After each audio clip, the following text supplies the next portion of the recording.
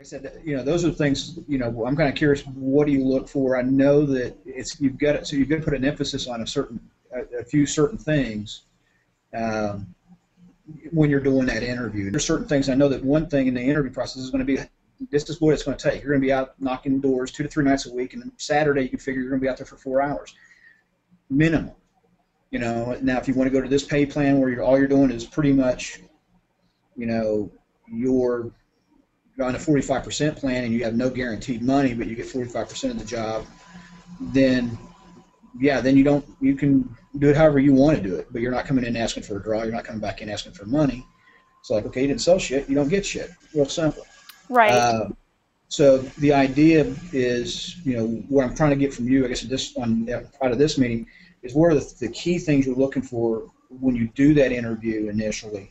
I know we've got the ad, but those are the things I need, and I know that one's going to be, how comfortable are you knocking a door? How often, are you comfortable doing that? Can you commit to 2 to 3 nights a week and a few hours on a Saturday? If you can't, it's not going to be for you. And so that's the kind of stuff I'm looking at, trying to glean from this. Is that step of things. Okay. What are your key things that, if it's you that you're doing the hiring, what are the key things you're looking for from the applicant? So this answer is going to be totally not what you're expecting to hear. First of all, nothing. I'm not looking for anything. If they're sharp and they can talk to me, I'm hiring them. Okay, so as far as looking for like the right type of person, there is no such thing anymore, because remember, with this training that you've got, it's not about finding somebody who can do, you're not looking for special qualities like, oh, he could do this job. You're looking for somebody who's just bright, and once you give them the right training, they can do it. Anybody can do this job, Robert. You know that. It's not hard. It's not easy, but it's simple, right? Yeah. And so the thing is, when it comes down to interviewing people, like the things that you just mentioned, like asking them, could I count on you to commit to door knock for this many days? Or are you comfortable knocking people's doors? We don't even do that in the interview. I have a full script for the interview. That's when you see these guys that have, 40 people scheduled for interviews, they're launching 17 people or 10 people, they're using my interview script. So that's the thing, is we've got it down to a science, because what happens is with the interview process, Robert, like, you can't, it's like, it's not a bait and switch. I don't want you to get the wrong impression. It's not something where you make them believe the job is one thing and then they show up and it's totally not that, right? Like, we're not tricking them into thinking there's no canvassing. But the way that we talk about it is really effective in that it gets people comfortable with the idea and they just go, oh, well, that makes sense. Like, I posted something recently where Allison was running her training, or maybe it was an interview now, I can't remember. And somebody, I think it was training, somebody raised their hand and was like, so can we just like go out and knock on people's doors? And she's like, yes, Greg. As a matter of fact, plenty of people do that. It's a great idea. So we're developing this, we're making it like a unique opportunity instead of being like, well, are you going to knock doors? People might say yes to your face and then they're never going to call you again. That's what happens, right? So you have to, like, the point of recruiting is this. The point of your ad is just to get people to show up to your interview. The point of the interview is just to get people to show up to day one of training. Day one of training, guess what the point of that is? Try to entice them to stay. Nope. To show up to day 2 of training. That is it. Day 2, the point is to get them to show up to day 3, and the point of day 3 is to get them to show up to launch them on Saturday. That's right. One step at a time. So I know where you're coming from, and this is where most people think this way. They're like, I want to just make sure right away that I'm just being straightforward when somebody comes in. I'm going to tell them this is straight up what the job is. You're going to be knocking doors. Because there are 2 schools of thought there. One is, well, if I'm just straightforward, I mean, I'm going to get the right people. Yes, but you're going to get a very low number of people, right? If we're talking in 100, let's just say 100 people. This is a crazy number. But if you talk to 100 people and said that, you're maybe going to get 10 that'll be like, yeah, I'll knock doors. Cool. And they know exactly what they're doing. But if you get 100 people and you kind of do a little dance in how you describe how everything works, you might get 60 of those people. Now, only half of those people might work out, but you still have 30 instead of 10. You see what I'm saying? Yeah. So I know this is kind of a crazy concept, and it's sort of hard to explain.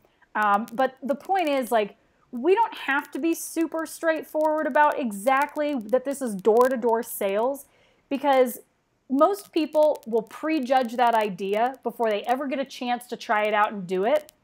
So if you can get people to the point where we can launch them from training to go out and find out that it's not that bad, now you've got a way bigger pool of people that you can launch and keep instead of trying to find those freaks of nature. I just made a video about this right before we got on a call. I just posted it on YouTube. That's instead of trying to find those freaks of nature who are just like, yeah, dude, I'll knock doors. No problem. $10.99, you got it. I've sold vacuums, right? Right. So you see what I'm saying? Like, it's not about...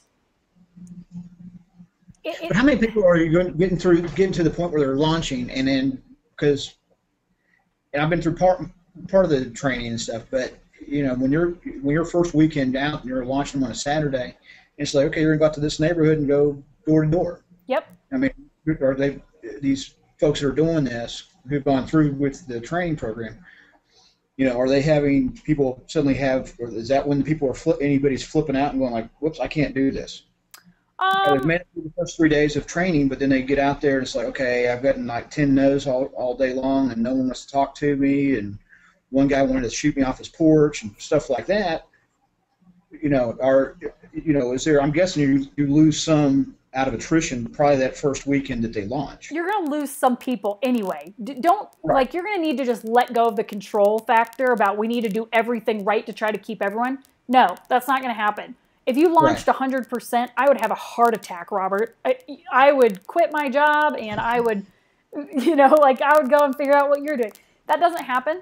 So don't worry. Like, the people that end up not being cool with door knocking are going to leave, but it didn't take you any additional time or energy to let that person go through training to decide at the end that maybe it wasn't for them. So let go of that. Don't even spend an ounce of energy worrying about that. Second, you're forgetting two very important things here. One, the way that the new hires training is set up, they've got the AHA list. You might need to go back through there, but they're dealing with people that they know for the first few weeks doing these inspections. Right. So that bad experience, even the door knocking, doesn't even really happen. We have it evolving in a process to where it becomes very comfortable and an additional opportunity once they go into advanced training after their first weekend of doing appointments with people that they know. Do you remember that? Okay. Second, they're not going to be having as shitty of an experience at the door as traditionally people have, because they're going to have word-for-word door approaches and how to handle objections already taught to them. They role-played it, they practiced it. So they already are going to be doing better than what you're used to seeing these guys do when they go out and get beat up at the door. Right. Okay? So I would say all in all, my advice to you is, A, kind of let go of the worry and the feeling of needing to be in control of everything. Because I know that when you're focused on wanting to do a good job and you want to launch a lot of people, first you're like focused on trying to launch every single person. Well, I need everything to be right so that this type of person isn't afraid of this. You can't make everybody happy. So that's why successful recruiting is a big harvest. The more people you get in to interview, the more you can get into training, the more that are going to launch. You're still going to lose people, probably 50% of them, but that's normal. It's okay. And we want to lose 50% because half the people aren't right for it anyways, and that's fine. It doesn't take you any more time or energy to interview and train those people because everything's in a group format. Right. Even the interviews. Yeah.